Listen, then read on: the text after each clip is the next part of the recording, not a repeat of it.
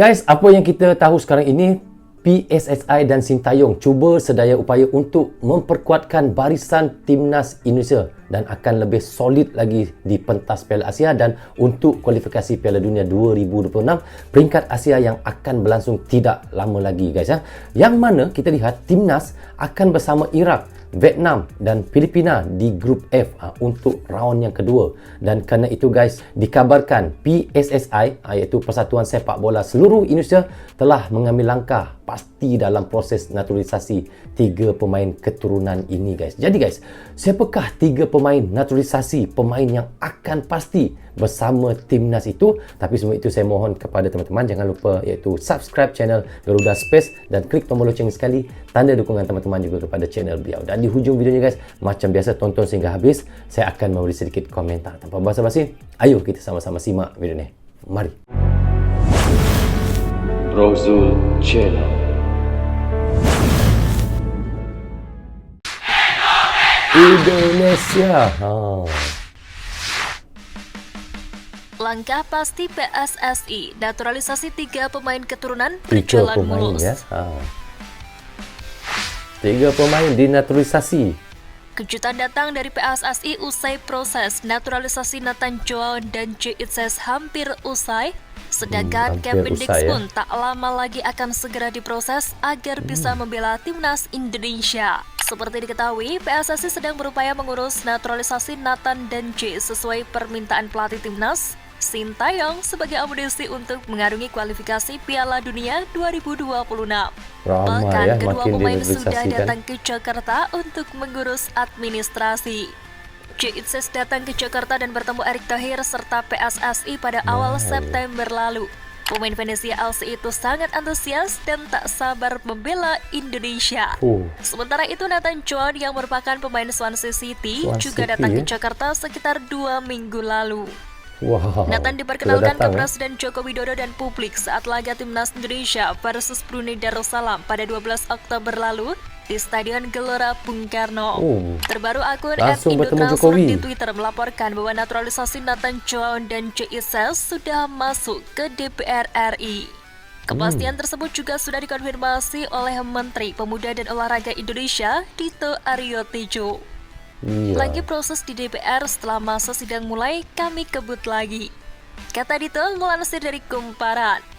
Sementara naturalisasi Kevin Dix sendiri sejatinya telah menggema sejak tahun lalu.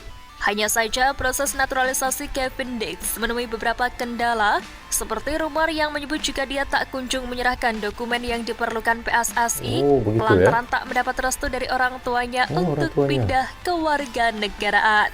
Sebab saat tuanya tidak memberi keizinan ya. itu dia juga tengah dipantau oleh timnas Belanda yang dilatih Louis van Gaal sehingga masih menunggu pemanggilan.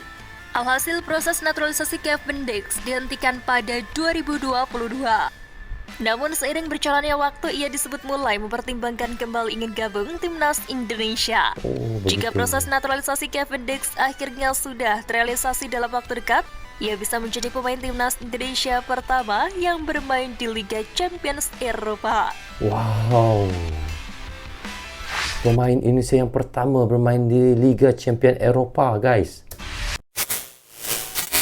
So, kita sudah pun reaction tadi dan apa yang sudah kita tonton dan reactionkan, dikabarkan kita lihat PSSI iaitu Persatuan Sepak Bola Seluruh Indonesia telah mengambil langkah pasti dalam proses naturalisasi iaitu 3 pemain keturunan. Dalam perkembangan ini guys, kita lihat iaitu Nathan Joao dan iaitu Jess hampir selesai dalam proses naturalisasinya, sedangkan Kevin Dix juga akan segera mengikut. Dan apa yang kita lihat, PSSI tengah berupaya keras untuk memenuhi pelatih timnas iaitu Sintayong yang membutuhkan amunisi tambahan untuk mengarungi kualifikasi Piala Dunia 2026 dan bahkan kedua pemain tersebut telah datang ke Jakarta mengurus administrasinya. Itu pun susah betul nak sebut ya, iaitu naturalisasinya mereka. Mereka telah bertemu dengan Erick Thohir dan PSSI pada awal September. Dan sementara itu guys, kita lihat iaitu naturalisasi Kevin Dix telah menjadi perbincangan sejak tahun lalu dan meskipun mengalami beberapa kendala, iaitu rumor menyebut bahawa dia belum menyerahkan dokumen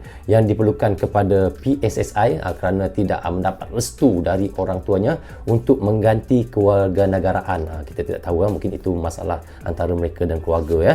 Dan pada saat itu guys, kita lihat dia juga tengah dipantau oleh timnas Belanda yang dilatih oleh Louis van Gaal. Namun seiring berjalannya waktu, Kevin Dick mula mempertimbangkan akan kembali bergabung dengan timnas Indonesia. Dan akhirnya guys, kita lihat itu proses naturalisasi Kevin Dick akan segera diterrealisasi dalam waktu yang terdekat ini. Ia bisa menjadi pemain timnas Indonesia yang pertama katanya yang bermain di Liga Champion Eropah. Luar biasa sekali guys, pemain Liga Champion Eropah bermain untuk timnas Indonesia, dan ini yang pertama kali katanya. Wow, sangat luar biasa guys ya. Jadi bagaimana pandangan kalian? Teman-teman bisa komen di bawah komentar ini. Jadi guys, rasanya sampai di sini saja untuk reaction kita kali ini. Apapun saya ucapkan terima kasih kepada anda yang sentiasa mendukung Brozo Channel daripada dulu sehingga sekarang, dan bagi anda yang baru saja bertemu dengan Brozo Channel, jangan lupa klik butang subscribe dan klik tombol loceng, tanda dukungan teman-teman kepada Brozo Channel. Yang baik semuanya datang daripada Allah SWT.